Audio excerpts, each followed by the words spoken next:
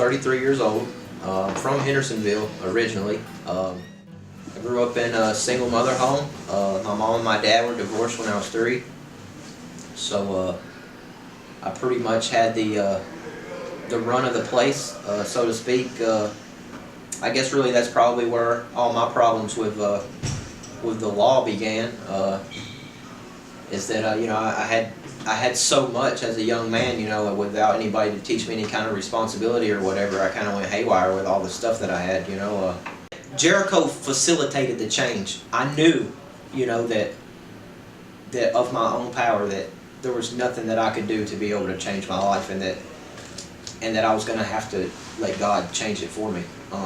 And so I turned myself in, and when I heard that Men of Valor was here, I couldn't believe it, because I was like, I wonder if that's the same Men of Valor that I got into, 13 years ago.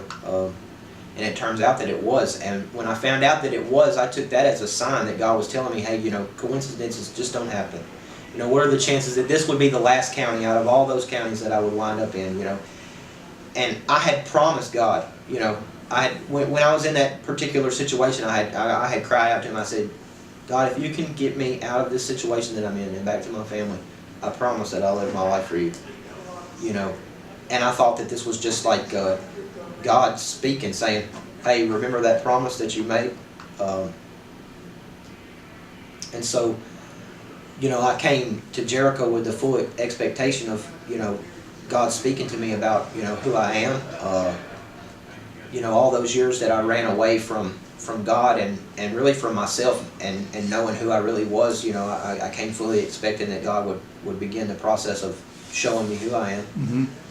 And, I can't begin to tell you that there's innumerable amounts of ways that He's done that, since I've been here. I mean, the way that Kurt puts it, I mean, Men of Valor, they set the table for you. There's just so many different things and tools that you can use to be able to look into your hurts and hang-ups and to allow God to examine you and show you, who you really are as a son of God,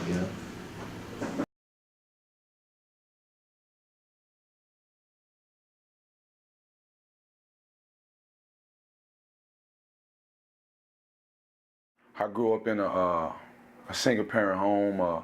My mother was basically from here to there.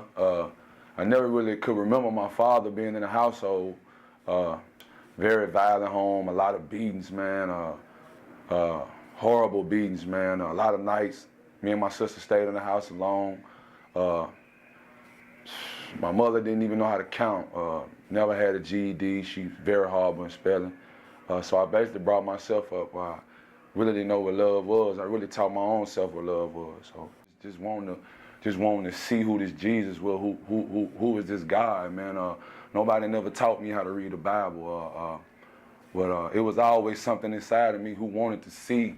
I wanted to see, man, what is this God? Who is He? Why is everybody screaming and hooping? And how, I wanted to know who is this Jesus, and if he can save a blind man, if He came for the sinners, then I need for Him to save me, and I just wanted to be saved.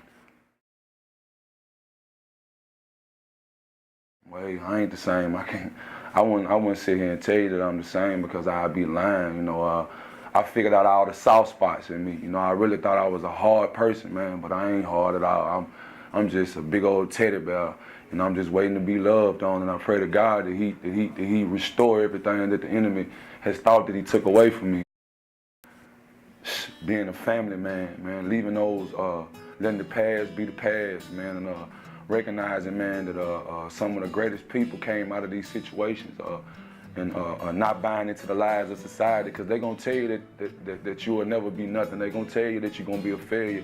They're going to tell you that nobody's going to accept nobody like me, but that ain't what God said. God said He came for people like me, so I'm just going to roll with what He said.